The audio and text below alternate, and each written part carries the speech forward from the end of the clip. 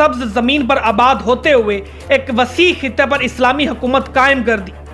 फिर दुनिया ने यह भी देखा कि बनी उमैया का इकबाल मशरक में गरूब होकर मगरब से तलू हुआ।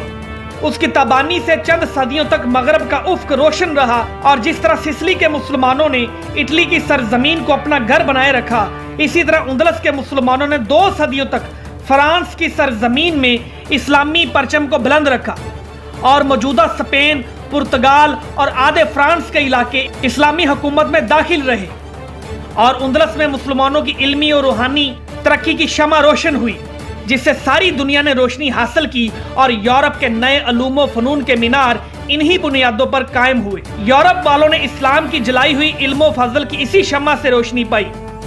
नाजरीन, उंदलस पर पहला इस्लामी हमला अमीरुल मोमिनीन हजरत उस्मान गनी रजी अल्लाह तआला अन्हो के अहद में 27 हिजरी में किया गया। अमीरुल